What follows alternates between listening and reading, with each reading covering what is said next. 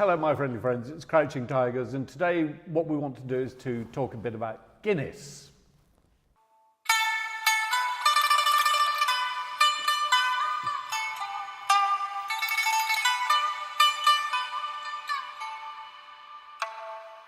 When I was the creative director of Ogilvy and Mather back in the day, in the late 90s, a top creative team, Jerry and Clive, put together a campaign, Not Everything in Black and White Makes Sense. And one of these ads featured a guy giving another guy a kiss. And the press got hold of this before the commercial ran and just went bonkers with it. And show the world you love him. Keep giving all the love you can.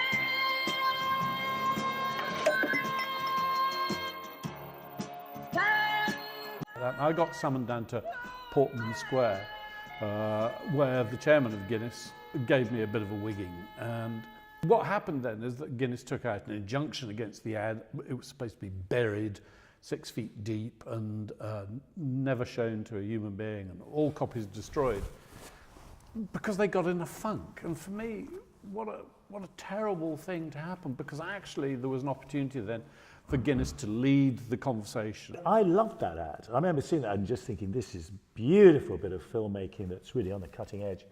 And you know, HHM, we always used to have a thing, which it doesn't matter how small the budget is or how boring the product is this going to be the most talked about piece of marketing of the year? Because that's got to be your ambition. You've got to be ambitious enough to want to get out there, and particularly these days. I mean, it was true back then, it's far more true now when people are not interested in paid for advertising generally. So you've got to be out there mixing it in culture. You've got to be out there provoking, being controversial. And that's what marketing needs to learn to do, not to be so cowardly, not to kind of be, oh, I don't, you know, not to be so placatory. Guinness's core values, I seem to remember, were power, communion, goodness. And actually, that's what we're talking about now. It's exactly what we're talking about, yeah. Exactly. You can still exercise, reach into those values, bring them to life, but in a completely new way.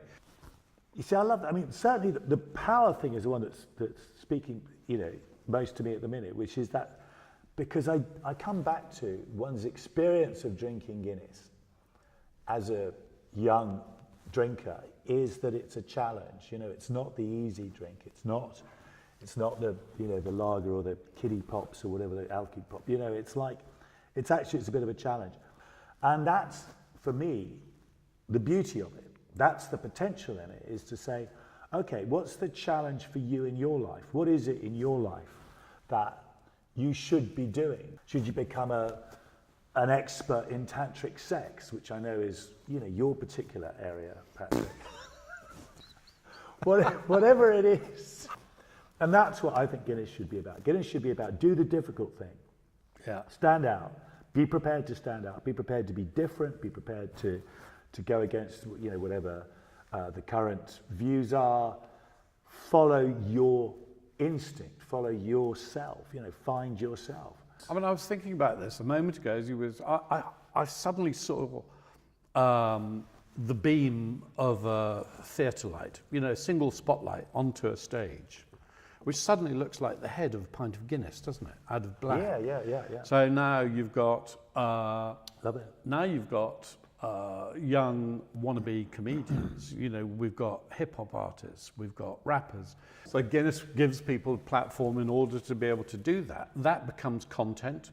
That content, because it's interesting itself, brings audiences in. And so what you've now got is a virtuous circle. What I'd be saying to the Guinness marketing directors is you've got potentially the best product in the world to work with, because it's a iconic rite of passage, and that rite of passage is about going out of your comfort zone to do something that is about maturity and about growing up. Guinness could have spotted a trend around the LGBT community back then in the day when you did that, the gay ad, but so what should they do now? And I think, you know, when you look at the Sappers ad, which I really liked, and then the Urban Cowboys, which is beautifully shot, but seems a bit empty to me. There's a theme there, which is masculinity in the modern world, particularly in the urban modern world.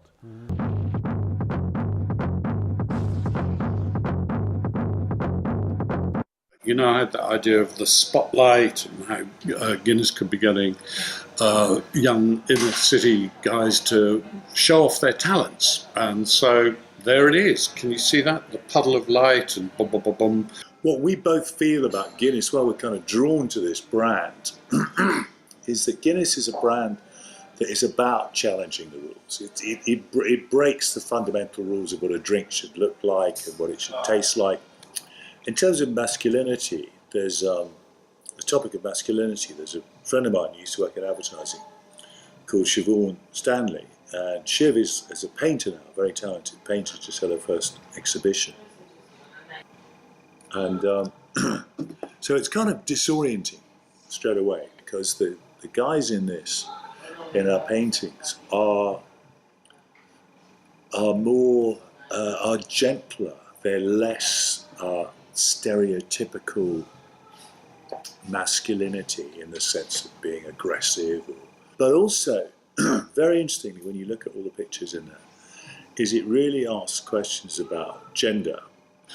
Guinness has a unique opportunity to be able to talk about things that no other brand could. Now, if we take gender, that is such an interesting debate. That's what I'd want Guinness to do, and it takes us right back to where we started this, which was your story around the ad that you and the team at Ogilvy produced all those years ago.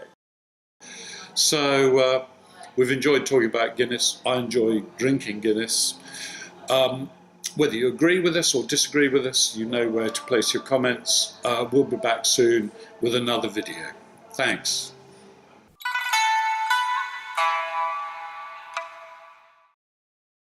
So what Gillette now says is, No one's saying it's evil. everything we told you to be, men, for the last 30-odd years was evil. Toxic. And now you're all toxic with your masculinity. Because that's Honestly. quite a sentiment. Oh, Is please. It's utter guff.